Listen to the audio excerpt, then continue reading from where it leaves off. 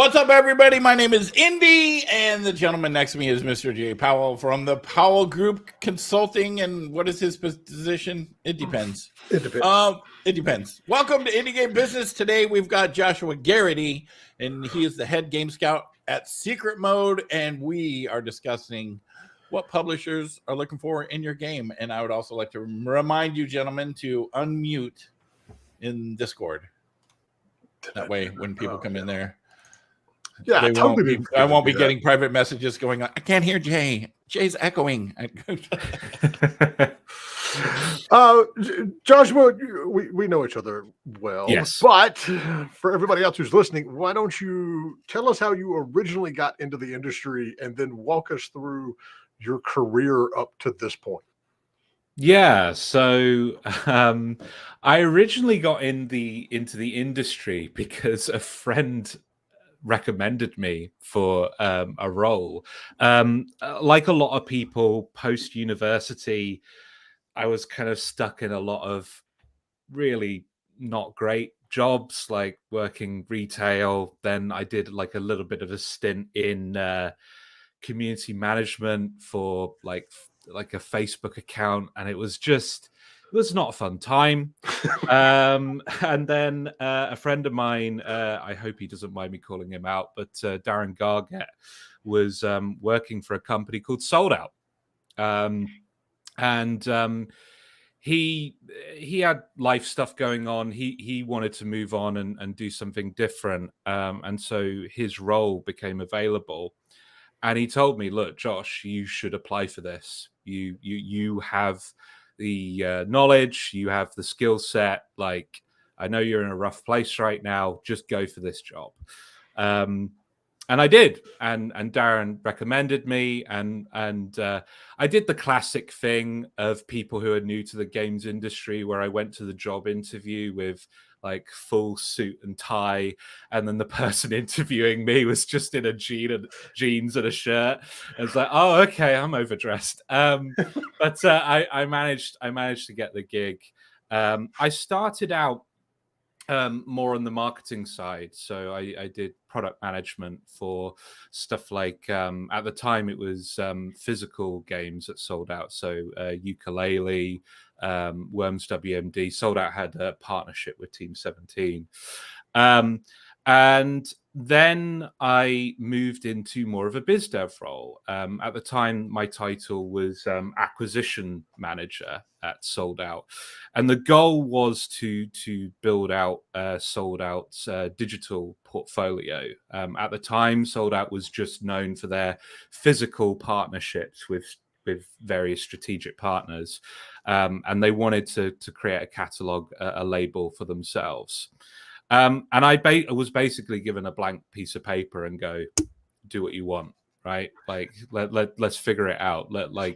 Here's your trial by fire. And it very much was like all the mistakes that you have to make in your career, I made in that job. But I feel like I came out the other side of it with a lot of knowledge and a lot of experience. I spent 6 years at Sold Out, and I'm really proud of the games that I signed there. So one notable game that I'm really proud of was Core Keeper, which really broke out in early access like a year or so ago. It's a shame I wasn't at Sold Out when that launched. I would have liked to celebrate with everyone else, but yeah, I was really happy with that. But also there's stuff like Shadows of Doubt, Silt, like loads of games I signed over there that I'm really proud of. I should say that Sold Out have changed their name now. It's Fireshine, before my former bosses hear this and start shouting at me. From Sold Out / Fireshine, I moved over to Team 17 and became one of their senior game scouts. Worked under Jasper Barnes there, who is a great head game scout over there. And then about 8 months ago, I was offered a really exciting position to head up the scouting / greenlight team here at Secret Mode. And yeah, so should I just dive straight in about like what secret mode is and how it came about? You can dive right into whatever you want to dive right into. Let's do it, Jay. Let's go. Just jump off the deep end. So, Secret Mode, relatively speaking, is a new publisher on the scene. It was established like roughly 2 years ago, but it was established by Sumo Group, and Sumo Group. I mean, I feel like everyone listening to this podcast probably knows what Sumo Group is about. It's a collection of developers who do original IP and work for hire for various publishers out there. Basically, Secret Mode was set up for a dual purpose. There was a desire from the wider Sumo group to have a path to market for their original IP that didn't involve kind of seeking out a third-party publisher. But also a desire to support external development teams and bring, support indie to mid-tier projects as well. My primary role within Secret Mode is to source those external development teams and those external projects and bring them through the green light process. So we do scouting as well, so I'm familiar with the overall. Walk folks through what you do in the course of a normal day or week, because it's not all just like going out and, ooh, I'm on Reddit, I found something somebody posted and it's Wishlist Wednesday, and now I'm gonna like troll a bunch of stuff on Twitter. Tell everybody what a game scout does when you're working for, a single publisher. I feel like a game scout is their network of contacts, right? Like, yes, I do the thing that everyone does, where you go on TIG Source and you go on Screenshot Saturday and all that jazz, right? And like we're going through Steam Next Fest right now as well and checking that stuff out. But really, it's that web of contacts. It's that web of people that are constantly feeding you new opportunities. Being able to chase an agent down. Stuff like that, and going to events like there's obviously the more kind of meeting heavy events like GDC and Gamescom, where it's like pitch.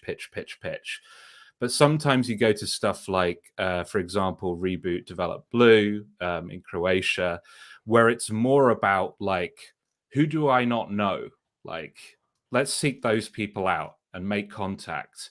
And get them on my LinkedIn, get myself on their radar. So when something appears in front of them, that really cool pitch, that really cool idea, I'm at the top of their list to contact. I'm the person they go to. Getting to that point where your inbox is your kind of primary source of new opportunities, rather than scouring and panning for gold via Steam, is, I think, the position you want to be in as a game scout. So I want to rewind for a second. When you were talking about, you made all the mistakes that somebody normally makes. The reason that we do this is so less and less people are going to end up making those mistakes. So when you started out, what were some of those immediate pitfalls? Because I'm sure you got the same amount of training that I got 25 years ago, which was none. Yeah. What were some of those pitfalls that you saw early on as you were doing BD and even like a little bit of scouting back then? The biggest thing is what I refer to as the games that look pretty on their surface, that look inviting on their surface, but dig a little deeper and you realize they're built on a foundation of matchsticks and sellotape, right? It's that further due diligence, right? It's not taking anything at face value. I feel like biz dev game scouts just inevitably become untrustworthy sorts. Just not untrustworthy as in we're untrustworthy. I mean, untrusting of other people, right? We've seen so many videos and demos that look impressive on their surface, and that's just not enough. Like, and when I first started out, like I was, blinded by, oh, look at the pretty visuals, oh, and then learning more and more that you like, often, like, I feel like I'm like a guide for a game, kind of navigating it through the different departments of my company, right? And I feel like that's absolutely essential. Is you need to, once it passes that kind of initial gut check of like, do I think this game is commercial? Do I fundamentally like this game? Like, right, now I need to get a producer's eyes on this. I need them to look the developer in the whites of their eyes and ask them the big questions. I need a marketing team to look at this. I need somebody who's more financially knowledgeable than I am. I have a very bird's eye view of all that stuff. I'm sure you do as well, Jay. But like, I need somebody who really understands that shit to. Nearly. You can really, totally cuss on this show. It's okay. okay. I can swear. Yes. Oh, great. Yes. Okay, who understands that shit? To take a look at the numbers. So I feel like that's the primary lesson I've learned, is to yes, your gut's there for a reason, and it can tell you a lot, but you need to consult other people. You need to consult the experts, because as a biz dev person, I'm only ever going to have like a bird's eye view on all these things. Like, I have like a foundational understanding of a lot of aspects of game development, but you just, at a certain point, you need the experts to come into the conversation. And a lot of that is learned through repetition, because I've got a little deeper layer on it, but that's because I've been doing this for 25 years. I had a friend of mine yesterday. He goes, man, you just know all this stuff. And I'm like, it's like Groundhog Day. It's not like I know it. I've just been through it more times than everybody else. So it's an interesting place to be, because there's so much that goes into it, but still at the end of the day, the game has to be fun. I mean, it doesn't matter about much of the rest of the stuff if it's not something that you enjoy. And that's why, it's important to have that person like you who is guiding it through, because you show it to the biz dev guy and they're like, what am I supposed to like here? And it's like, well, people are going to like this part. And that's what's going to drive the sales, so you can do your P&L on Steam Spy and all that other stuff. It's a jack of all trades, make sure the game is fun type thing. Yeah. So when you're going out and you're looking at things, based on, because you've now technically been doing this for 3 different companies, so you've seen, and 3 in some ways very different companies. Because Team 17 isn't even what we would call an indie publisher anymore. I mean, they're up in that AAA realm. Yeah, absolutely. So what is it you are looking for first when you get the link, whether it's a video or a build or whatever? What's that first thing you want to see? I need to get a sense of what the core loop of the game is, first and foremost, and then second to that, a sense of personality, a sense of vibe. I totally understand that it's not always possible to have like a demo or a prototype that has like finished art assets and stuff like that. I'm more than happy to look at something that's a little bit rough and play around with it. And get a sense if the core loop is there, right? But you do need to have something in there, like an art deck, concept art, whatever, that communicates personality and what you're hoping the game will look like in the finished product.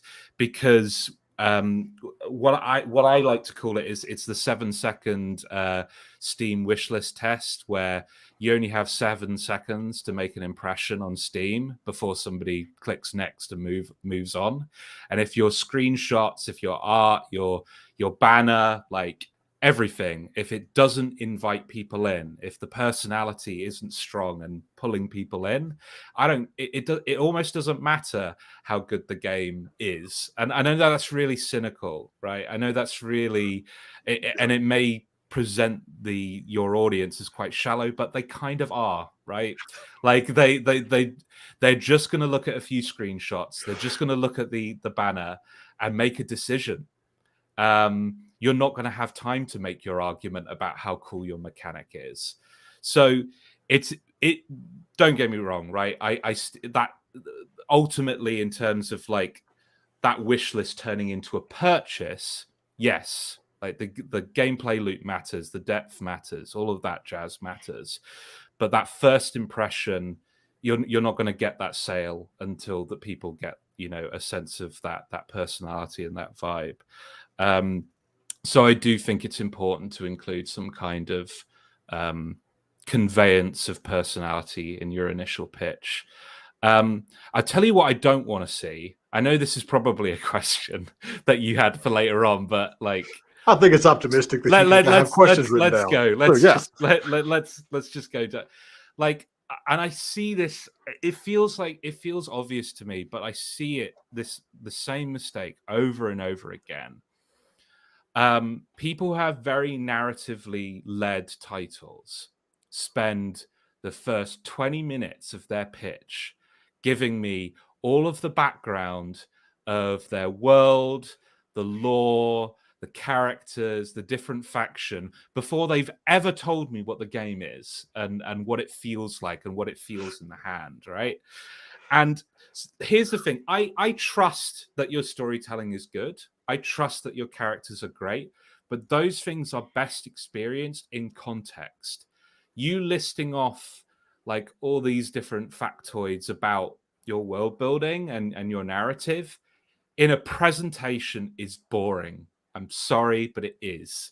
Get me in the door first. Like, get me in the door through cool art. Get me through in the door with a cool mechanic, with cool systems, with like a one-sentence pitch on your world, right? You can.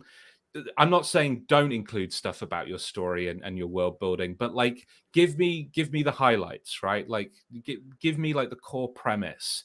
Don't waste time explaining every little inch, explaining why that tree is there. Please don't do that. Get me in the door first, and then I will look at that stuff, and then we can talk about the narrative. Yeah. God. That's one of the things that we talk about in our, when we're saying, how do you build a pitch deck? Yeah. And one, I think it's generous of you to think that they have 7 seconds. I mean, it's usually like 3. And then there's the developers who spend the first 5 or 6 seconds with a slow fade on their logo. And we're like, no, stop. Put that at the end. Nobody cares. Yeah. But the analogy that I always use is go on Steam and go to the page for Skyrim or Fallout 4. We all know they have ridiculous backstories and lore and all of that stuff in there. None of that is actually presented to you at that point. Exactly. It's, hey, you're going to get cool magic powers that you can yell at people and kill dragons. Yeah. That is where you are. And so it is. And for a lot of developers, I know that they get tired. They go to a conference. We got GDC coming up, and they're going to have to pitch their game 30, 40 times. So on the flip side, the people like you and I have to listen to pitches like all day long. And if you don't come out and grab us and get us excited, up for first foremost, come Wednesday or Thursday at 4 p.m, our eyes are going to be glazed over, and we're sure that you can make a wonderful deck building RPG life sim, but you got to get our attention somewhere before that. Yeah, absolutely. So how do you, when you've got the basics on what these developers or what the publisher's looking for? Yeah. One of the biggest things that we always hear from publishers is like that unwritten question. Is this game actually going to make it to completion? So how do you go about judging that when you've got, the team and through whether it's phone calls or whatever you got to figure out, how do you try to judge whether or not that team is going to be able to finish the game if you all come in and publish it? So, like, I have some like initial questions that I fire over to developers when they're pitching to me initially. Um, I will drill them on stuff like, okay, it's great that you're using the Unity engine, but what version of Unity? If you're using Unreal, how much of this is in blueprints and stuff like that? Because I want to gauge like. Because if they say I'm using Unity but it's like a 2018 version, I'm like, okay, right. So you're not keeping up to date. Like it's just, and the worst thing, like with Unreal, I understand why Blueprints is popular, right? And it's great for an initial prototype. It's great for a presentation. But for a publisher, when we're thinking about like not only releasing it on PC but multiple platforms, it being in Blueprint suddenly becomes like a bit of a problem. It just porting an Unreal game that's primarily using Blueprints is a nightmare. So like it's these kind of like I don't know the nuances of production. I don't know the nuances of programming, but there are these little questions that I can ask early on to gauge just like how much of a nightmare this process is going to be. And if you pass those initial questions, that's when I want to introduce you to the more serious people within Secret Mode who can really drill into it. I'm always going to want to put a development team in front of a producer or somebody who's more familiar with the realities of developing a game, because I'm a glorified truffle pig. Like I find the truffle and then I throw it over my shoulder and then I move on to the next truffle. I haven't seen a game from start to finish. So I need those voices. I need those people to tell me honestly. Like talking with them, I don't believe them. Like they've over-egged this. Like so yeah, that's important. I also think like it's important to understand that like there is no development that goes perfectly. Every development has every development plan inevitably hits a speed bump. Something blows up, right? That's just the reality of this business, right? Big red flag for me is when I ask a developer about what they're worried about, what potential risks are. They're all like, no, we've got it. It's fine. It's perfect. We've got everything covered. We're amazing. Right. Okay. So this production is going to be an absolute nightmare and I don't want to work with you. Right. But the developers who are like, honestly, we could use some help with 3D art. So if you know somebody that we could bring on board, that would be useful. This mechanic, I'll be honest, is something we've never attempted before. So it might be worth building in some buffer into the development schedule to account for that. Those people, I trust a hell of a lot more. I think this is true of every industry. This is not just applicable here, but I think you realize that trust and respect is a far more valuable currency than telling people what they want to hear. Like if you tell me the truth that this is not working or you envision this being a problem, that's not necessarily something I want to hear, but it means I trust you. It means when you tell me something, I believe what you're saying. But people who say everything, everything's sunshine and rainbows all the time, I don't trust you. And I'm probably not going to sign your game.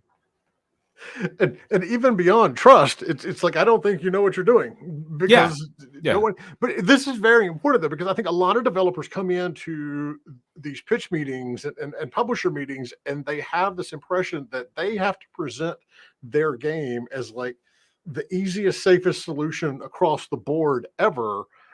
And while a bit of that is true, we all know that shit's going to go sideways in Yeah. this project. And, to come in and just absolutely be upfront and say, okay, listen, I love the fact that here's this game mechanic that we've never tried before, but we're going to make it the basis of our game. Okay. Yes. All right. Well, this will be an interesting production cycle, but hey, it could be good. It's better off. I mean, hell, it's just like dating. It's like if you put a picture, if I'm on Tinder and I have a picture of Matthew McConaughey, and then I show up at dinner and they're like, you are not Matthew McConaughey remotely possible. No, it's the same type of thing. Yeah. If you absolutely. give a publisher the honest truth about your project and they say no, that's fine. Because if they had said yes, I mean, if you didn't give them the full whatever. Anyway, everybody needs to be safe. All right, so we've got a question that is like getting a lot of interest in here. Wait, hold on to that one, Dan, because everybody's asking about blueprints for porting. What's wrong with blueprints for porting? Specifically, is a fully blueprint-driven game a no-go automatically for you? Yes, it is automatically a no-go for me if it's 100% blueprints.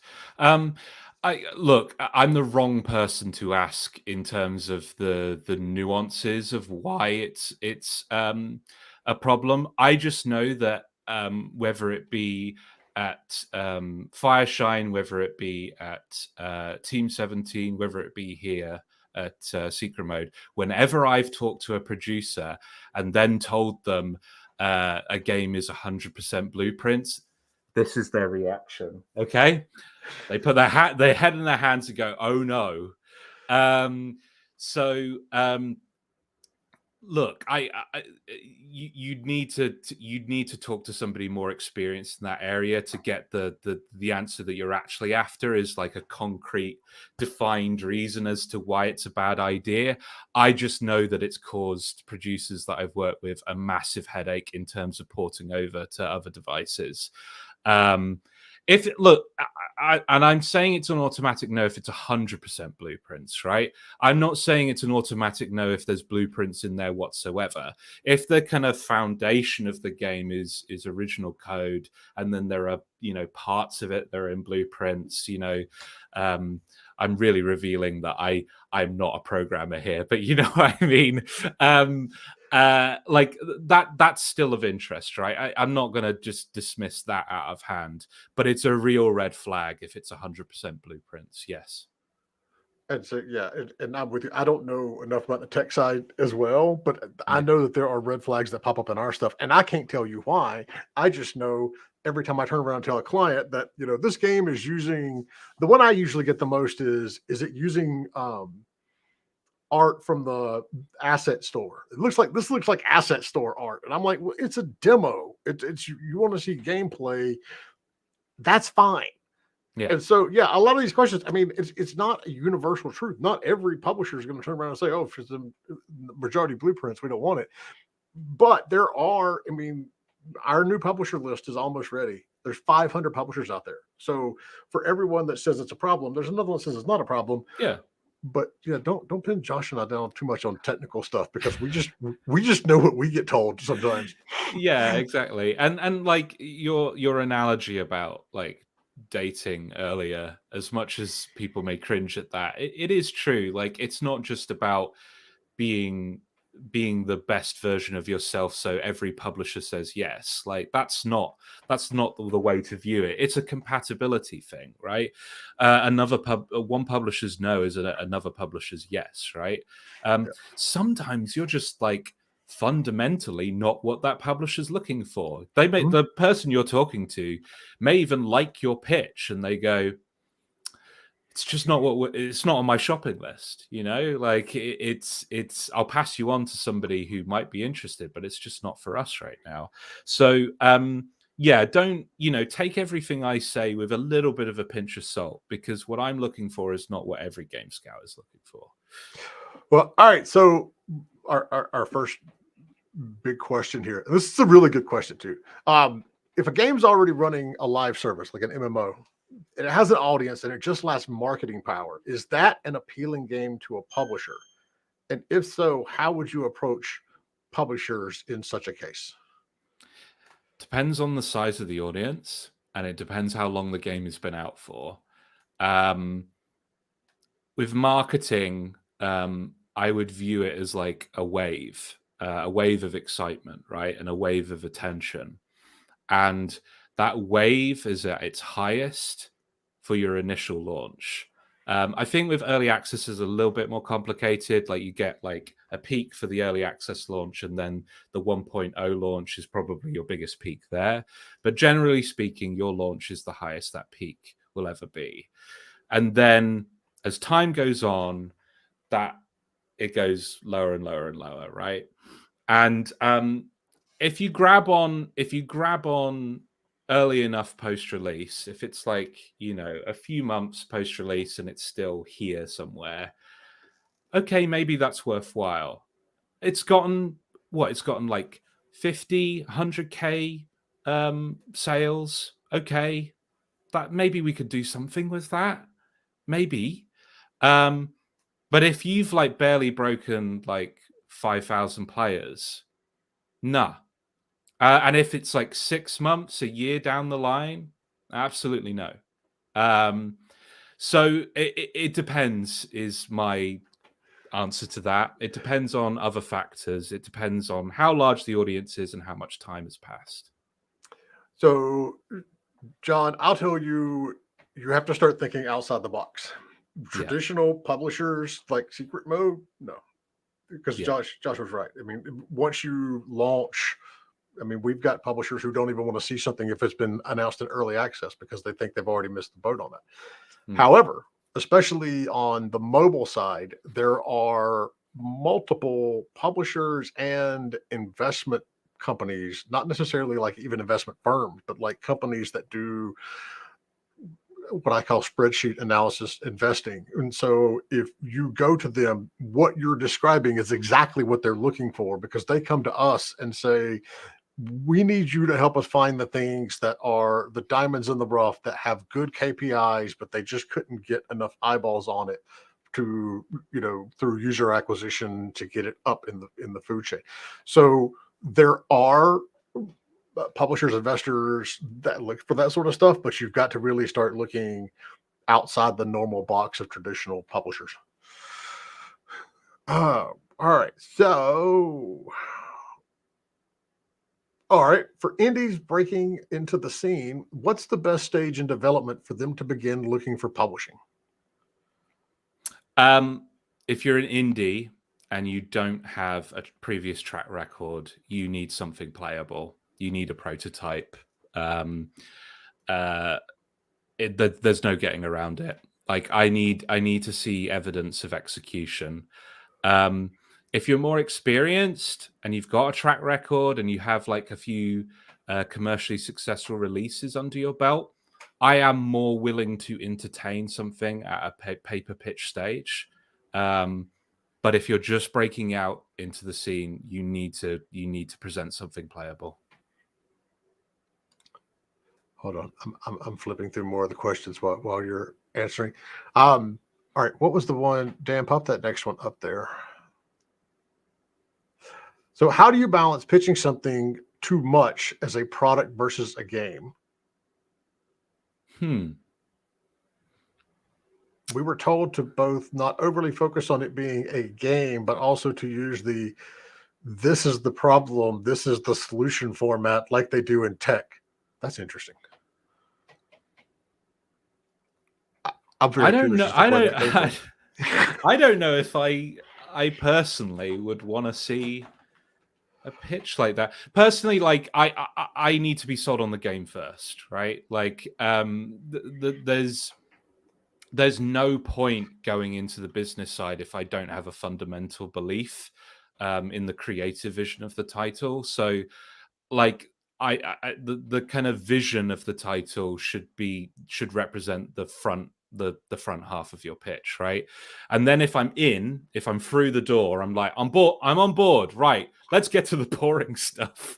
I'm more open to like the business case once I'm sold on the idea. I guess in terms of the way I'd want to pitch how the balance, I guess half and half. That's my instinctive answer based on the successful pitches that I've seen in the past. So yeah, but I'm not sure I would want to see a pitch that presents it the way the tech industry presents stuff. Like, yes, tech is an important part of our medium, but this is an art form, right? Like, we should treat it like a movie. We should treat it like a novel, whatever. Like the creative vision matters, not just the tech. So I'm not sure I agree with the feedback that you got. I too am very curious as to who gave them that feedback, because Yeah. one of the biggest problems that we see with people who come from tech into games, and I see this mainly on the investor side, is they don't understand the fact that you're not creating an app. You can't say, here's the problem. The problem is people aren't playing enough card-based deck building games. Here's the solution, another card-based deck building game. That doesn't work. That you have to be able to find the fun in there, and that's where that whole game part comes in. It's not like some kind of, we've had this in the past. We've worked with teams, and they're like, well, I don't understand why this game's off track. We've got a plan for it. It's like, yeah, you did, but that plan involves a game that just sucks. You've got to find something that's fun and get it in there. So yeah, I'm with you on that one. I don't necessarily like the tech approach. Like games are not tech in the way that we're talking about tech. They're like their solution. That it is useful to frame it that way because they're solutions to problems. Like, well, people don't like ringing up taxis, so let's make it really convenient by creating the Uber app, right? Like, etc., etc. But like games, this is a weird way of framing it. Games don't need to exist, right? Movies don't need to exist. Books don't need to exist. They exist because we just inherently enjoy the experience of them, right? And that's the way you should frame the initial argument for your game. It's like, why is the inherent experience of playing this game something that I want to do above anything else that I could be doing right now? Like, I am choosing to interact with this because I don't have to. I don't have to, but I'm choosing to. That's the way to frame it. Well, I don't know if we have like truly intrigued the audience or truly pissed them off, but we've got like a ton of people that are watching and asking good questions. So I hope you don't have anything like pressing that you need to do in 20 minutes because I'm free. So okay, let's this might be a long one. All right, so I'm going to pull these. If you have questions, the easiest thing to do is to pop them in chat in the stream, whether you're on YouTube or Twitch or LinkedIn or wherever you are. Otherwise, you can pop them in the podcast questions on the Discord server. Dan is fast and furiously pulling those over. So I'm going to be just pulling these questions in. What do you think of publishing deals just for promotion? If the studio can already cover its development costs, but it wants your expertise and specialists for promoting it only. I love them. Because in that situation, we would still want to have like a degree of oversight and insight into the development process, just because like you can't have a marketing plan without insight into like when certain milestones are going to be hit, right? But in terms of reducing risk on a project, this is one of those things, right? Like we get to focus on what we do best, and you focus on what you do best. Like often, like this does mean that the development partner will have a more favorable split on the royalty side of things. So it's better for you if you can cover dev costs. It's just that this is a rarity. Like you don't often encounter this kind of deal. So when I see it, absolutely, yeah, I'll entertain it. It's a bit of a unicorn most of the time. So next question, do publisher funds cover living costs like rent and food? No. So Yes, they do. do they? Yeah. Well, in terms of salary, I guess. Yes. You don't want to put the line item in there. Yes, this is my rent every month. Right. And Okay. This is my Sorry. food. Yeah. But Yeah. yes. You should put in what you're worth as a worker. So in that context, yeah. Okay. Guess we are paying for rent and food. But I guess like I don't know. The way that question was worded just threw me It's off. interesting because I've had this came up on the Discord or on Twitter or somewhere earlier this week. So this is obviously a question, and I think it goes back to the fact that so many developers come to us and say, okay, look, so there's 6 of us and we live in London and it's going to take 2 years to make this game and our development budget is $350,000. And we're going, no, what the hell? Because they aren't putting their own salary in there because they don't think that it should cover it. But yes, okay, framed in that way and not my initial read of that question. Yes, put what you're worth in the development budget of the game. Like you should like take a salary, for God's sake. Like yes. And the other the other side of that answer is you need to factor in when you're building that budget and your salary, what it's going to be when you're working full time on this project, not nights and weekends like you've been doing, because no publisher is going to finance you working part time on a game. No. All right, so we're going to get back into the blueprint discussion, which is very interesting on the Discord, by the way. What if a game primarily uses 3D assets from one of the marketplaces for its level design? How does this affect your view of the game, or does it make any difference at all? I would want to know the full details of the assets that you're using and the various legal licensing loopholes that we would have to jump through to enable to use in order to use those. It's not an automatic like red flag for me as long as it's all within the bounds of what's legal, right? Like if it's okay to use those assets, then fine. I would prefer games that have original assets that the developers have created themselves because they just always look better. But as long as we do our due diligence and every I is dotted and every T is crossed, I don't automatically think that's bad. Is that your final answer? What's your I'm just screwing. All right. So this is a good one, and this is going to, I already know this is going to fall very much in the it depends category. What are the requirements that a vertical slice should have, or even the opposite, what should it not have? It depends. It really does, unfortunately. It depends on your level of experience, your track record, projects that you've worked on in the past.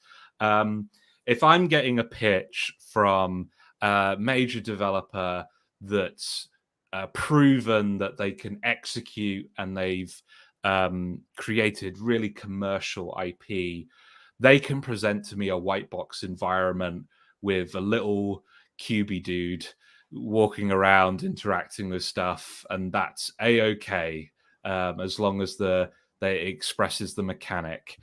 If you're a new dev and you haven't put something out into the wild before, I am going to want to see something more substantial. It doesn't need to be perfect. I'm not expecting it to be glitch and bug free. I'm not expecting all the art assets to be in there, etc., etc. But you do have to. I want to see a level. I want to see the kind of a kind of a glimpse at the full expression of what you're aiming for in that initial build. So yeah, It depends on your experience. The less experience you have, the more I want to see. All right. So the second half of that question that I didn't show you because I didn't want to influence your answer. They've been working on the vertical slice for 8 months, and despite the positive reception from the community, we're unsure whether to go down the pitch route or not. Yes, if you have positive reaction from the community, you're ready to pitch. Yeah, and my advice is also screen cap some of those positive reactions and include that as part of the pitch. Because if you can prove that there's an audience for the game, like, great. All right. Next, how important is it whether a game follows the market trend or not? Is it possible to publish a game that is completely out of the trend? And if so, how do you assess the game's marketability? So it is possible to publish a game that's completely out of the trend. So we had an experience of that recently. Secret Mode published A Little to the Left, which is a 2D puzzle game, and all business analyst logic would tell you that releasing a puzzle game on Steam right now is a fool's errand, and yet it performed incredibly well, and we're very, very happy with how that did. But it is an exception to the rule, and I think the reasons why it is an exception to the rule have less to do with the genre that it's in and more to do with the context in which that game was announced, the art direction of that game being unique, and it kind of really leaning into the wholesome games movement and the wholesome vibe that is kind of an upward trend going on at the moment. I guess my view of this is the same way that I view kind of analytics data, in that it's important to have that information to hand. It's important that that's feeding into your decision making. It should not be the sole thing that you make a decision on. Honestly, the best pitches for me tend to be something that has a foot on what's on trend and also has a foot in the unfamiliar and the different. If I see another game that's just Hades, but with a slightly different art style, I'm going to scream. I don't want to see any more Hades clones. Go away. But what if I do it with Scandinavian gods and not Greek gods? No, Shay. I don't want to see another Hades clone. But if you present to me a roguelike that understands why Hades was successful, but takes a radically different kind of mechanical approach, there's a different framework, all that jazz, that's suddenly more exciting to me, because it tells me that you've actually dug a little bit deeper, that dug beyond the surface and tried to examine why Hades was successful and look at what could be transferred onto something that's radically different to that concept. So I keep giving wafty answers to these questions. I guess, like, you need to be aware. You need to know what's on trend, but don't be ruled by what's on trend. All right. So I'm here. There's another question that came in that is just absolutely perfect right now. So what genres do you feel are currently oversaturated? Speaking of staying on trend and not going off trend. Oversaturated is an interesting question, because there's oversaturated in a bad way, which is 2D platformers, where there's so many flooding all the store platforms, but they're also, like, universally not performing that well at the moment either. It's one of those genres that's really popular, partly because I think they're kind of easy is a strong word, comparatively on a curve in terms of other genres are probably something. It's like my first game is a 2D platformer, right? So I understand why first time devs are drawn to that genre, but there's loads of them. It's hard to stand out, and also they're not doing that well. But then there's oversaturated because it is a really strong genre in terms of commercial value, like the roguelike. And in that situation, it's a double-edged sword. Like, you have an addressable audience. You know you have an audience that's hungry for that title, but the competition is that much stiffer, and it's that much harder to make your mark, and it's that much harder to stand out. So it becomes all the more important that you have something genuinely unique about your game that's going to get you that cut through, that's going to get you that that coverage.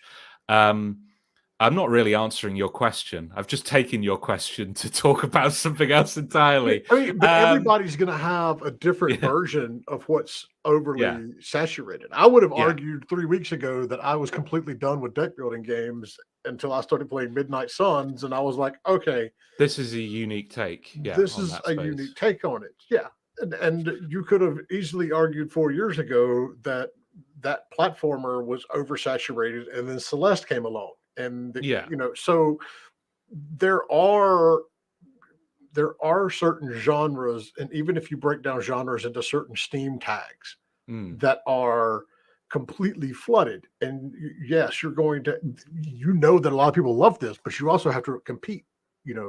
A good friend of mine looked at somebody and said, "That's a nice platformer, but why is somebody going to play it instead of playing Hollow Knight?" And it's like, if you can't answer that, there's your problem. You just got to be different. It's not it's less about the genre and that sort, and more about just not being Hades with Thor. That's exactly it, right? Like if you're in an oversaturated space, you can still find success, but you have to be honest with yourself. Are you bringing something new to the table? If the answer is I just like Hades and I wanted to make a game that's kind of like Hades, you're not going to be successful. You could sometimes. So if there's fast follow situation. Where's it? Over here. It depends. It depends. It depends. How many Vampire Survivor clones are we going to see in the next year? Oh my god! Yes, I've already seen so many. Just so many. I won't put you down that route, but I mean that's what happens. All right, so we've already covered like the first part of this to an extent. But the second part of this question is very good. For developers who are going out there and pitching for the first time, are there resources for teams earlier on, aside from all the that we do on Indie Game Business and the Discord with like 5,000 people in there that can help you? No, aside from that. I mean, yeah. If we're talking in terms of funding, there's always like some initiative that's local to you that will provide support. So here in the UK, we have the UK Games Fund, where you can apply and you go through this process of evaluation, and at the end of it, you can win a pot of money that will help support your title. If you live in Germany or Canada, you're really lucky, because the government in those countries provides a lot of support to developers. The German government, if you're a publisher, if you've got a publisher and you apply, they can cover half your dev cost, which massively reduces the risk for any partner you're looking to work with. So yeah, there are lots of resources, less on the funding side and more on the kind of like getting advice and getting feedback side of things.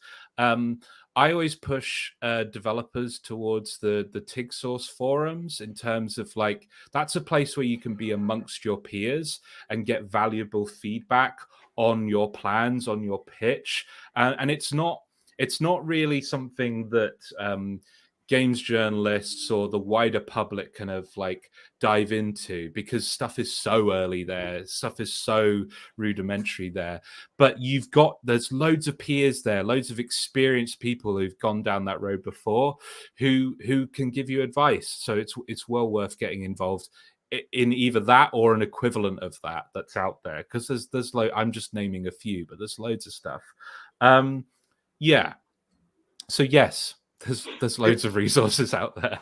And in terms of other types of knowledge-based resources, I mean, yes, the stuff we do here. I mean, the Yeah. next Indie Game Business Conference is coming up 8th and 9th of March. So you can use that to literally prep pitches for going to GDC, or the reason we do it in all told is so for all the people who can't afford to go to GDC. More talks like this. So if you like what we're doing now, it's free. If Yeah. you want to meet with publishers and pitch your game, a ticket's like $50. And if you can't afford that, message me, DM me. If you've got Yeah. a demo that's ready to pitch, I'll give you a pass. That's why we do these things. Is it worth to initiate contact with publishers early for feedback, or will they just ignore you if you don't make a good first impression? It depends. It depends. If you already know me and you met me at an event like GDC or Reboot and we had a good time and we chatted and you didn't have something to present to me there, but like I got a good feeling and I added you on LinkedIn.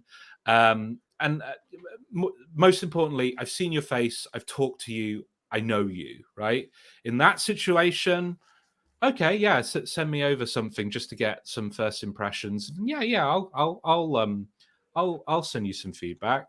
But you have to understand if you're approaching a game scout or anyone in biz dev just off the cuff, like no initial contact whatsoever, no meeting in person, you have to understand that my inbox is a demon that I spend every day trying to slay. And like, if I don't know you and you're just saying, here's a Word document, what do you think? I will ignore you. I'm sorry, because I have 150 unread emails that I need to get to that, and some of them are way more pressing and way more urgent. So, assess your relationship with the person you're sending that initial impression to. If you're already familiar with them, if you feel like you're friendly with them, yeah, I'll provide feedback to people. Yeah, sure. If I don't know you, I'm not doing it. Oh, along those lines of who you know, do you prefer working with solo developers or bigger teams, and what are the main differences? I feel like those are two like extreme ends of the spectrum. I prefer working with teams, full stop, because I do believe in people having, strengths and weaknesses, having specialisms, and you reduce risk when you've got, specific people covering specific parts of the game. And inevitably, solo development teams aren't actually solo development teams, because I can't think of a project, even ones that are advertised publicly. Oh, it was made by one person, and I'm just thinking, yeah, and this freelancer, and this freelancer, and this freelancer, and this freelancer, and this freelancer, and this person did the music, and this freelancer, and this freelancer, and this freelancer. I don't think true solo development actually exists. So you can make it work if somebody has a strong vision, and is genuinely like a polymath. They still will need help. They will still need support. Like, that's inevitable. But I can see signing a project with those people. But it's always better to have a team, in my view. Doesn't have to be a big team, but a team is good. Cool. Sorry. No worries. All right. So Chief Wiggum on Twitch had a question, but we're not going to hit this one yet because this is like a really big one. And for those of you who aren't in Twitch and didn't see it, go to the Indie Game Business page on Teachable, or just go to indiegame.business, and from the pull down, it'll have like online courses. We literally have 2 free courses that cover exactly this. But I will summarize this entire question with it depends. Yeah. That's the reality of it. All right. How do you pitch a story-rich game like a CRPG, like Disco Elysium, where when everybody is telling you that the story in the pitch is boring? So I have to admit, I'm not sure how you overcome that problem, because I'm pretty sure the developers behind Disco Elysium encountered the same problem when they were pitching the game initially. I think when it was actually, it wasn't called Disco Elysium initially. It was called something of the Furies. I've forgotten the exact name. Apologies, folks. But when they were doing the rounds back then, people really liked the art direction. People really liked the personality and vibe. But that you can't get away from it. That game is just very text heavy and very story heavy. And an initial demo, that's not going to grab people the way a more action orientated game is. I think a lesson that I would learn from Disco Elysium is it does have mechanics that you can focus on, and it does have systems that you can focus on. It's just not immediately apparent that those things are things you should celebrate when you're first playing the game. So for me, something I love about Disco Elysium is it takes the different aspects of your personality and turns it into an RPG party. Like your empathy is like Vincent Valentine in Final Fantasy VII, right? And like conversations become a battle.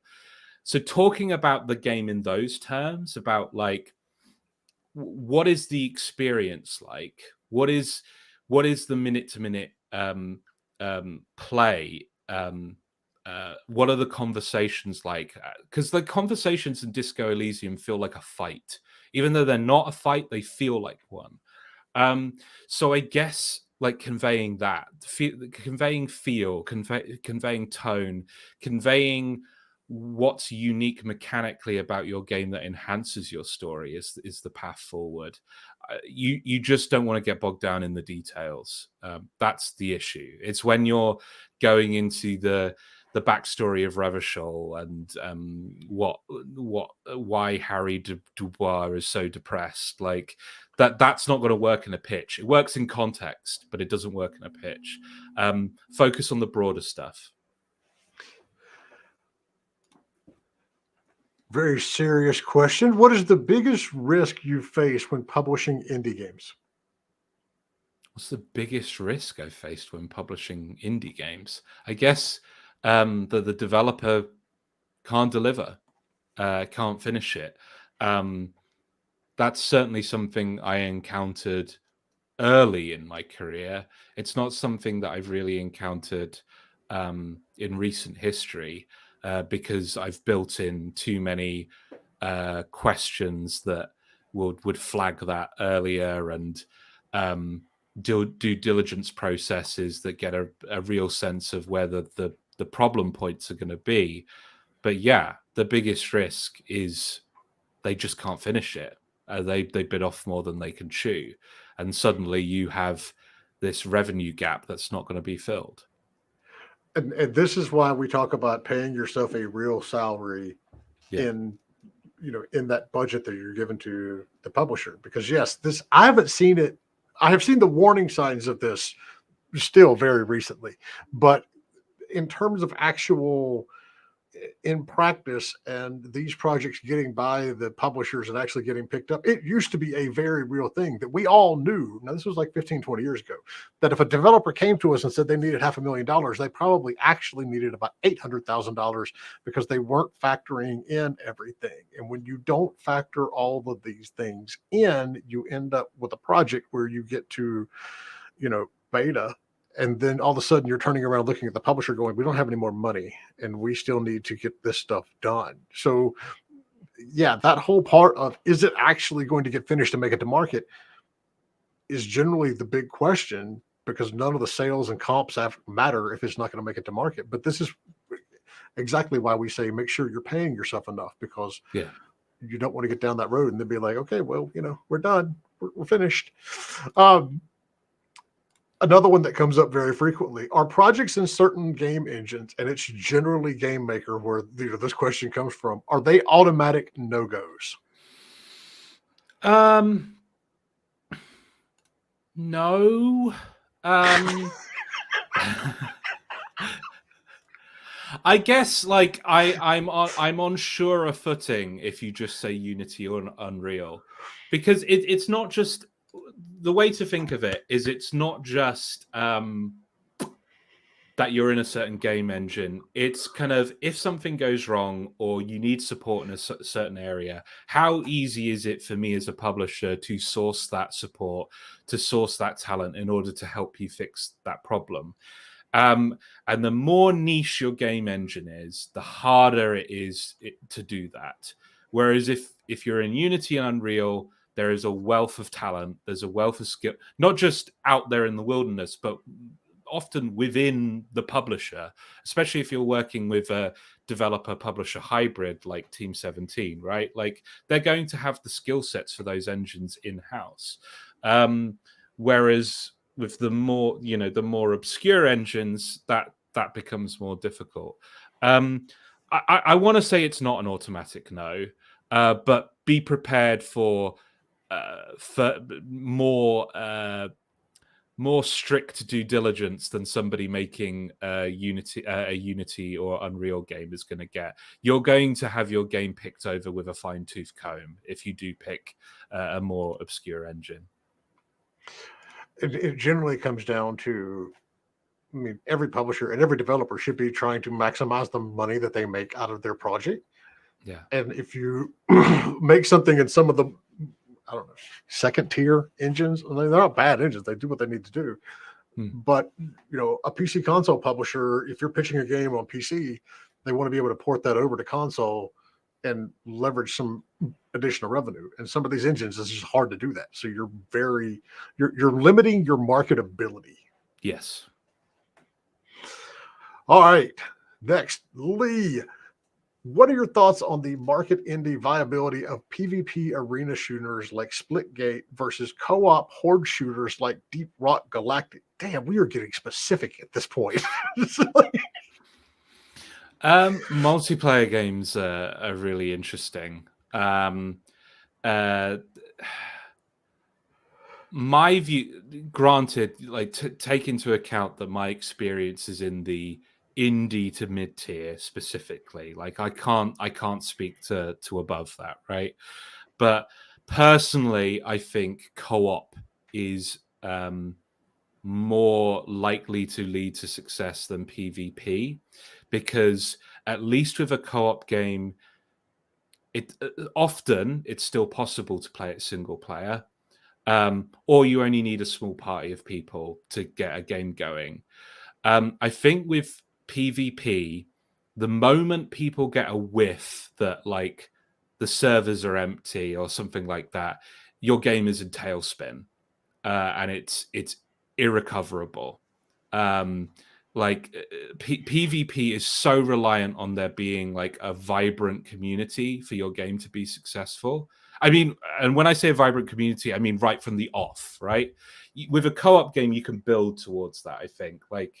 But with PvP, you have to hit the ground running, and that's scarier to me. So I would err towards co-op personally. Rick, wrong one. Dan had to run, so everybody's based on me running this show now. So things are going to go a little bit sideways here and there. Do budget numbers for a game influence a publisher's decision? Yes. Do we have to avoid mentioning it in the initial pitch? Should you be talking about budget when you're pitching your game? Absolutely. Like, you should have the big number in mind, the dev budget in mind when initially pitching. But this comes back to the compatibility thing, right? Like one publisher's no on budget is going to be another publisher's yes. Just because a publisher says no to you based on budget doesn't necessarily mean there's anything wrong with your budget. It's just that publisher has been, and that game scout has been told, we're looking for stuff at this range, this range, this range, and this range. Can you fill those slots? And sometimes your budget is either smaller than what we're looking for because it communicates kind of scale and ambition, and like possible SRP as well. And sometimes it's a little bit too big. And there's nothing wrong with your pitch. We're just the wrong publisher for you. So the answer is yes and yes to both your questions, but not necessarily for the reasons you might think. Like, it's not always a negative. It's just sometimes it's an issue of compatibility. Yeah, like we say, there is a publisher for most every type of game out there. Yeah. It's a matter of finding the right one. And so, yeah, go to our website and make sure you're on our newsletter list, because our 2023 publisher list should launch next week. And so if you're on that, you're going to get it immediately. That's the biggest thing that we usually see with developers, is they don't realize how many options that they actually have. You're crushing dreams, Joshua. If you're making a story-rich first-person shooter that introduces no new game mechanics, should you give up now? Yes. No. I just like, if you're releasing a first-person shooter that has nothing new, you are saying in that question it has nothing new to offer, then what are you doing? Like,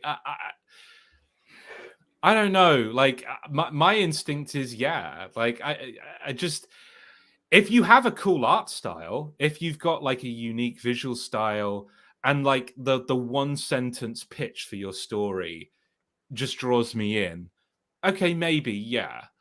But like, we're an interactive medium. What makes us unique as a storytelling medium is the way that, how it feels in the hand, like you interacting with the space. And if you're just making a first person shooter that's Call of Duty, or if you're just making a first person shooter that's Doom, then I'd ask you to think more outside the box and think a little bit bigger.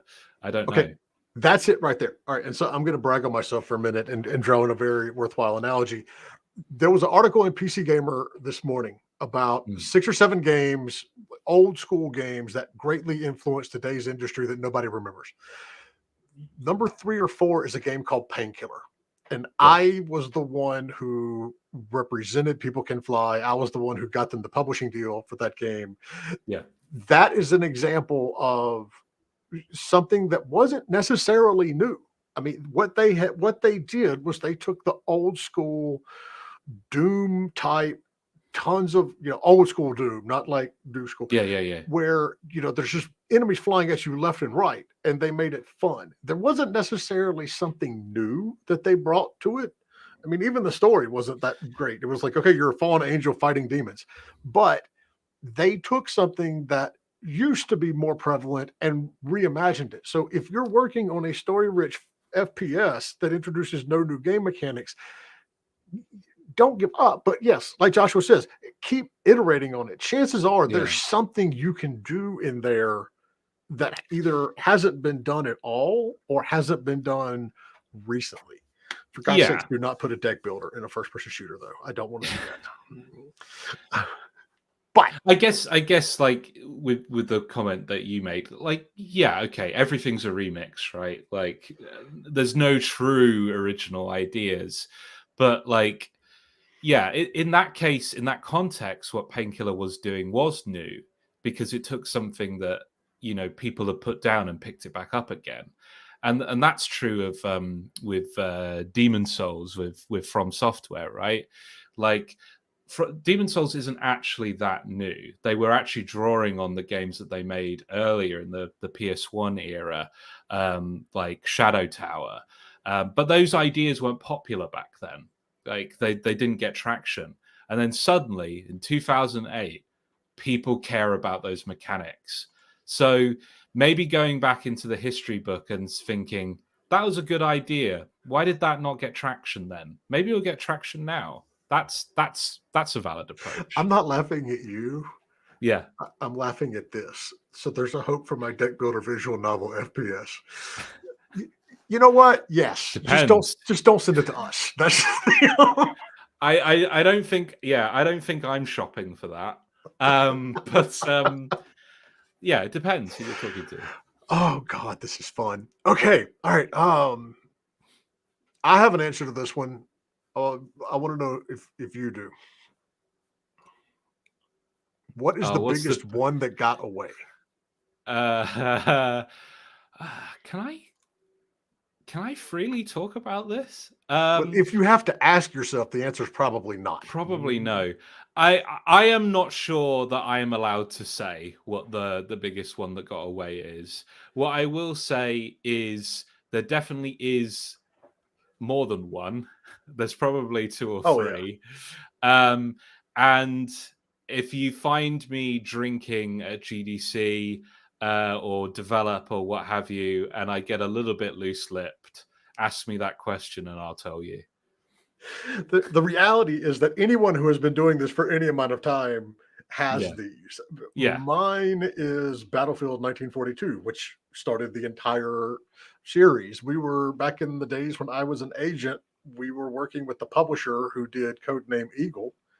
And the DICE said, okay, we have this new game coming up, which was 1942, but we're not going to use that publisher. And so they came to us and said, will you represent us? And we knew it would cause a problem with the current client. And so the question in the office was, do we stay loyal to our client or do we go and shoot this new thing? And we stayed loyal to our client, who stayed in business about 18 months after that. And then the flip side of it was the entire Battlefield series with EA. So that was my biggest one. But yeah, it's any of us, those of us who've done this for a long time, you catch us in a bar and we'll start trading stories because somebody else passed over something that I or my clients took advantage of later on. It all goes full circle. Jay, do you have an I told you so list? Yes, that I can't talk about, that I literally just pointed out to someone this week. I have a lot of those. That's the thing about being a consultant. See, you are in-house. You work with a publisher. We're not. And so that's the biggest frustration that we see when we're scouting for people. It's like we show somebody a game and we're like, this is going to be big. And they're like, and they don't do it. I can't make them take it. Because this is the situation I've had where I've really believed in a game and I'm like, yeah, that's a winner. And then I try to sell the rest of the business on it, and I'm not getting traction. And having to go back to a developer or an agent and going, look, I am 100% on board, but it's just not going to fly. Like that kills me, especially when like 2 years, 3 years later, it comes out and it does exactly what I said it was going to do. And I send an email going, I told you so. Like, it's even a tougher pill to swallow when you're that agent and you could have been making a commission on those millions of copies sold for years and years. But we all have that frustration. All right. So if you have solid art tests and a visual identity, is it necessary that the visual style be implemented in engine in a prototype, or is gray boxing sufficient when paired with art tests? I would say yes. Don't get me wrong. Like you're going to have an easier time of it if you have that art implemented within with it in engine. But you can at least get through the early stages with a grey box demo, as long as you have something that conveys personality and the visual style.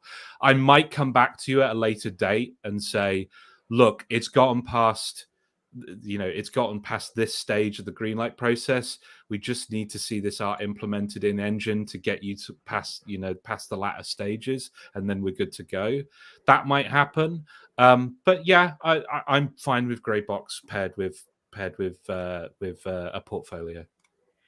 Yeah, and it all goes back to the more experience that you already have, the easier it is to get by with less initially. Yeah. All right. Is a business plan something you need to see as a publisher, and at what point do you need to see it? A business plan. I want to see a production plan. I want to see a dev schedule. But as somebody like, because I primarily work with external partners, like my trust is that you know how to run your business, right? Like I'm not doing like equity style investment. Like that's not how we, the publishers that I've worked with operate. We're funding a project. So I want to see the plan for the project. I want to see the plan for the development of that game. But I don't need to see how you run the rest of your business. If you want to do work for hire, blah blah blah, that's your business. If you're going for an investor, yes, you need it. If you're going for a Yes. publisher, no. Fun fact: I have never written a business plan. Don't really even know where to get started on one. In the first pitch, how in depth should the milestone part be? Also, should you talk about numbers already in the first pitch? Better. Okay, wait, we've already done the budget part, so let's just skip the first part of this. In the first pitch, how in depth should you be on your milestones? I would say for the initial pitch, broad, but an understanding of trajectory is fine. The further you get down the green light process, the more detail I want. And I'm not going to sign a contract unless I have a detailed milestone schedule at that point.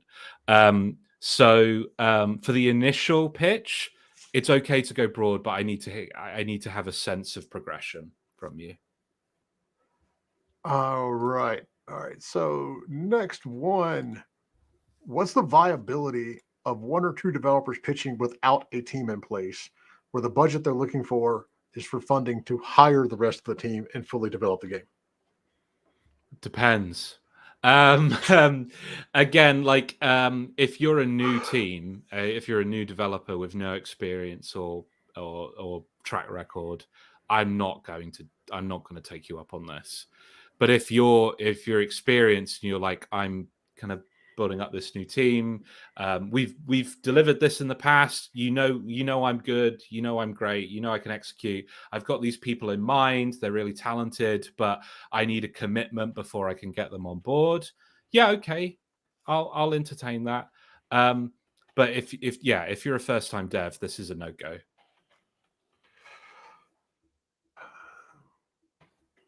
All right, hold on, I'm catching up. Maybe this is a good one. How do you become a game scout? What have you been looking for in people to join your team? How I became a game scout because I just kind of bumbled into the role.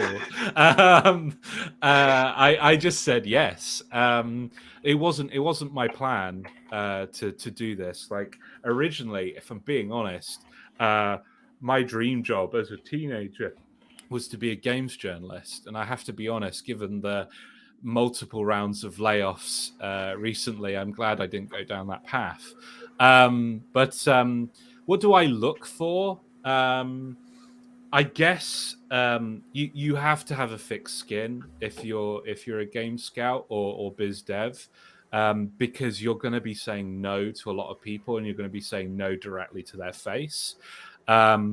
I'm looking for people who are articulate and tactful, because it's not enough to tell someone no. You have to express precisely but sensitively why you're saying no to them. You're laughing because you've seen this 1,000 times before. I love the fact that you clarified that you have to be able to tell them sensitively. Yes, I haven't gotten there yet, but okay, yes, yeah. But like, it's important. You have to be honest, right? Yes.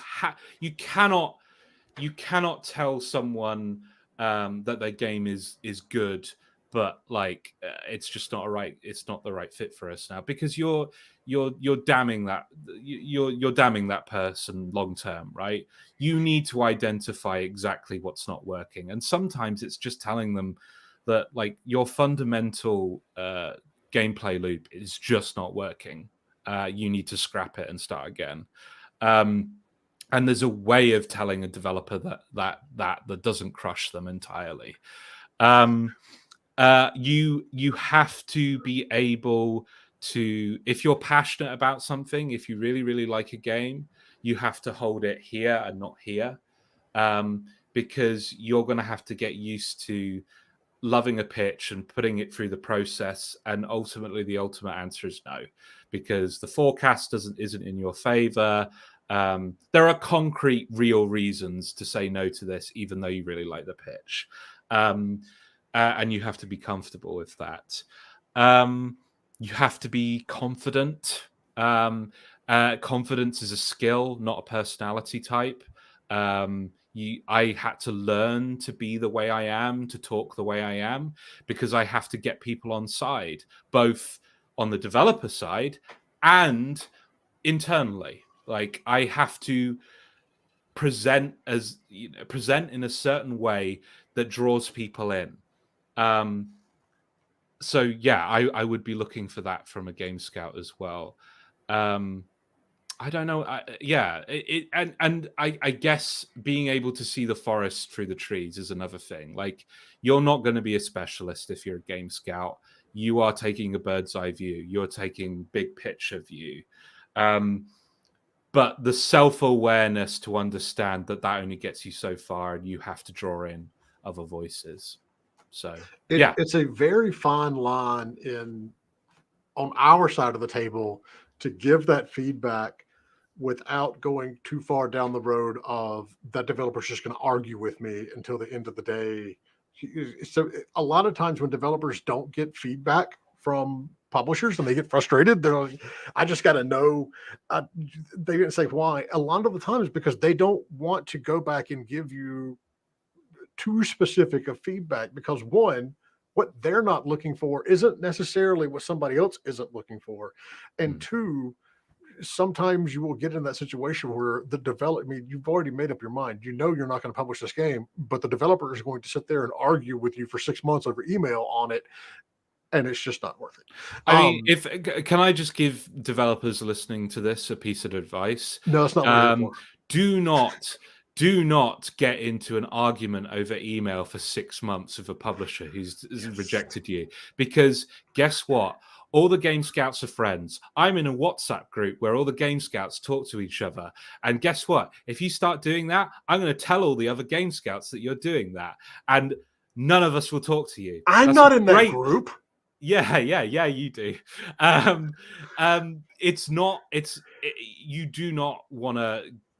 You do not want to, if somebody says no, you may disagree, but just take the hit and walk away.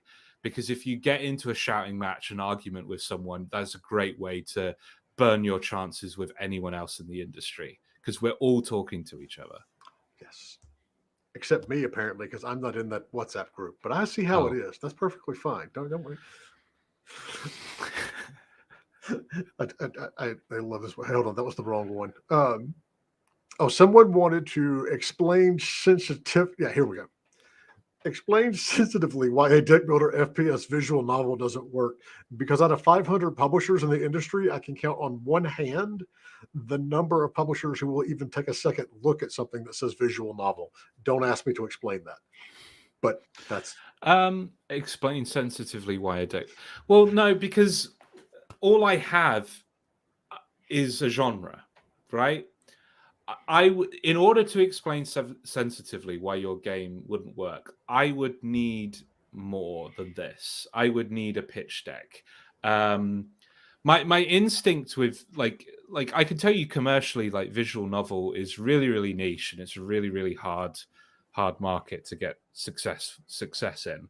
But maybe the first person shooter element completely mitigates that. Maybe the deck builder part completely mitigates that. I don't know, because I haven't seen the game. I've just seen 3 words stuck together. So the answer to your question is I can't give you what you want, because I need more nuanced information in order to do that. And the fact that if you put visual novel in it, you're going to get immediately kicked out of so much stuff. I tell you what, tip: if you've got a deck builder first-person shooter visual novel, sell it as a deck builder first-person shooter and sneak that visual novel stuff in there. Or it's a narrative RPG. It's not a visual novel. It's a narrative RPG. There you go. It really is.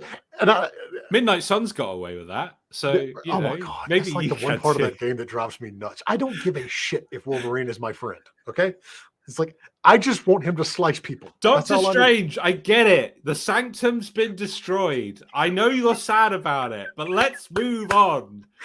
I just want to get to the cool battles. Shush, Stephen. Are you looking to publish games in unusual areas like Africa? I wouldn't call them do you mean am I looking to publish games from different parts of the world, developers from different parts of the world? Yes. I'll take a pitch from games in places that I don't usually go to. I guess like you have, there are certain countries where it's impossible to avoid that the level of support that they get and financial incentives they get makes it less risky. So like I'm always going to look at a game from the Montreal area. I'm always going to look at a game from Germany, because you can put, with a German game, you can say there's a possibility that we can get half the dev budget covered, and that's just going to make it easier to greenlight. But I'm not, I'll take a pitch from anywhere, as long as it, it doesn't cause a international incident. I don't know. I'll take a look at your game for sure. Have any devs taken your feedback from rejection, come back with an improved build, and still get it wrong? Yes. Yeah, that's an easy yes. But let's change that. Have any of them taken your feedback from rejection, came back with something built, and gotten it right? Yes. Had you reevaluate it? Absolutely. I've given feedback to devs where they've reworked it based on my feedback and come back with something. Often the situation is the dev is doing too much, right? Like one of the things I always convey to developers is, what's the core of your game? Like, everything else can branch off of that core. You can have all these different mechanics, but what's the central thing? And often, especially with newer developers, most experienced devs don't do this, but newer developers will have a bit, it's all over the place, right? And I had a situation with a developer is like, you've got to narrow your focus. This is too much. Like, you're trying to be too many things to too many people. And they came back with something that just cut loads of like systems and mechanics, but they found the fun.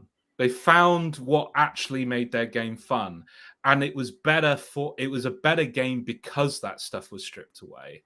So yeah, yes, I've had games that I've rejected come back, and they were something that I seriously wanted to take on board. But the actual question, that happens all the time, constantly, daily.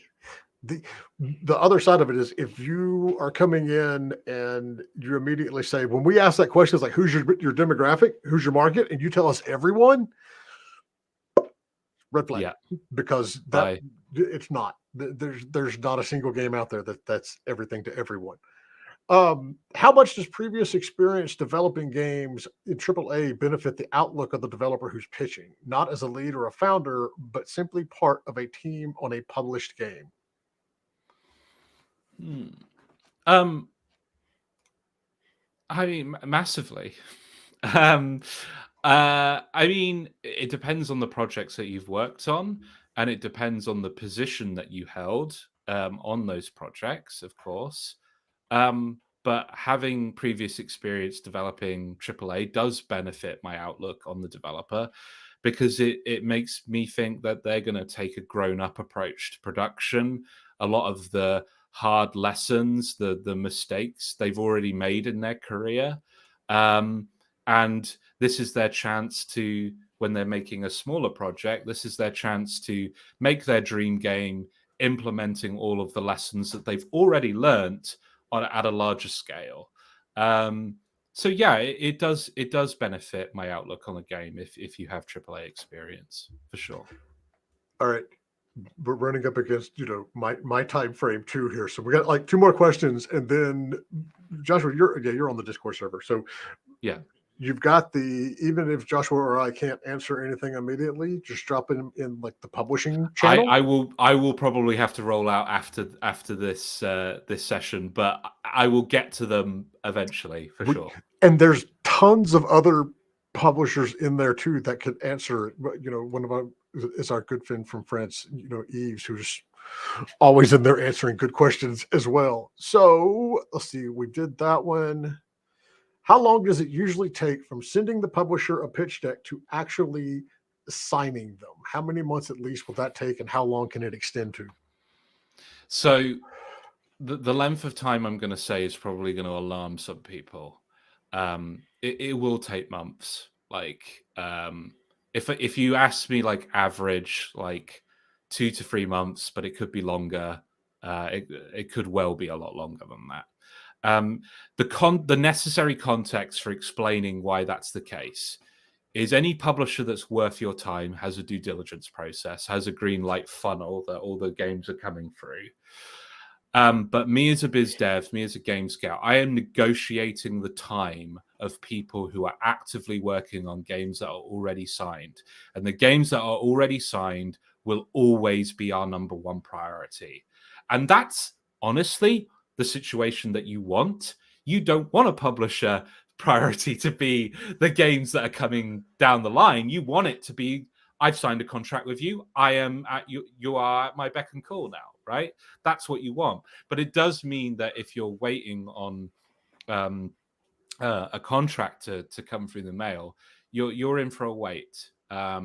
So yeah, I guess if you're pitching, don't expect to be signed next week. That just doesn't happen. You're in for a lengthy process. That's a very good answer to what I would have just said. On average, we see 4 months. That's what we tell people to expect. But the fact that you are clarifying that, yes, your priority is the games that have already been signed. There are publishers out there, and I'm not naming names, but you can go to them, and if they're a small to mid-sized publisher in Steam and they have 2 pages of upcoming games listed, that's the type of publisher we're talking about. That's one where you can see they're always looking for what's new. They aren't necessarily as focused on the games that are signed because they're out there trying to sign more games.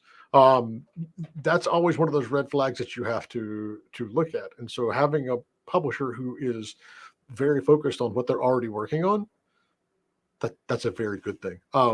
Typically we see like 4 months. That's how, if you're doing something, I'll say this, if this new wave of investors and I don't know what we want to call it, secondary publishers from the mobile side, where all they're looking at is KPIs. It's like, I know investment firms that have signed games in 2 weeks because they saw what they needed to see from a financial point of view. They did a little bit of due diligence, but investors aren't publishers. They're not going and having to deal with marketing and all this other stuff. They're just literally giving you money. That can be quicker, but generally not so much on the publisher side. All right, last question for the live show. If the project pitch is really solid, do publishers also appreciate verbal transparency of our personal aspirations, giving detail on who we are? Yeah. I wanna know what the end goal is for you. Like whether that be like the purpose of this project is to set up a developer that has a certain set of values or something like that. The purpose of this project is to set up an IP that we want to have a long history with, because I'm not just looking for that one project. I'm looking for relationships, right? And it's good to know that a developer is a good culture fit with the publisher that I'm representing, because then it means that, okay, this is potentially somebody that I work with long term. We want to work on the sequel. We want to work on their next new IP. So yeah, I do want to hear that. I guess I don't necessarily need to hear it day one in the initial pitch. But as we get to know each other, as we go through the green light process, it's useful to know that stuff for sure. It's a very good topic for the second to third call. Yes, exactly. Yeah. All right, Joshua, this has been absolutely fantastic. Dan and I have both struggled to keep up with all the questions that have been flowing in, so we really appreciate your time. If you have more questions, folks, discord.gg/indiegamebusiness. That's where everybody is. There's like 5,000 other people from the industry in there. Everybody from absolute new development studios up to people who have been working in this industry as long as I have and beyond. So there's never a question that's too dumb to ask, because somebody else, I guarantee you, is asking it. And there's plenty of people on there to answer your questions. Get your pass for our next conference. That is 8th and 9th of March. Just go to indiegame.business and you will also find all of our links to the free courses that we have on how to find a publisher, on how to evaluate a publisher, and your contract are on there.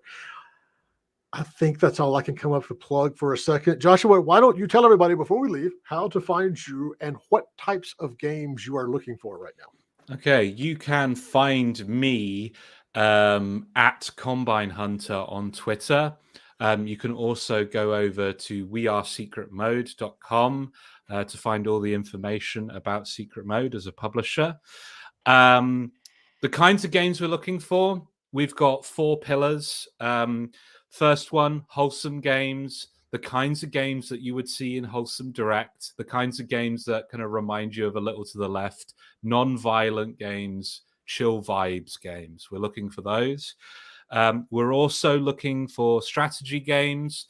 A lot of the foundations of Secret Mode was built by people who are ex-Sega Europe. So there's a lot of experience and knowledge on how to make strategy games work on a commercial level. We're also looking for narrative-driven games, not necessarily like walking sims, but stuff with... I know I've just said that don't lead with narrative, and I've realized that one of our pillars is narrative. But I guess what I'm saying is using narrative in a unique way, right? Like, there are ways that you can explore narrative mechanically that's really interesting. Jay, your face. And then secondary, we're looking for multiplayer experience. Lastly, not secondary. You've thrown me off now. That's my job. That's what I do. Lastly, we're looking for multiplayer experiences, stuff like Turbo Golf Racing, community builders, stuff that we can use to build our Discord, stuff like that, so that we can draw them to the rest of our catalog, draw people to the rest of our catalog. So yeah, that's us. That's the best answer to end all of this with ever. Like just the punchline to this whole thing. Oh my God. All right, everybody. Thank you very much. We will see you next week, and hit us up if y'all have any questions. Joshua, thank you. This was fantastic, and we're going to do this again. All right. Fantastic. All right. Cool. Bye, everybody. Bye, folks.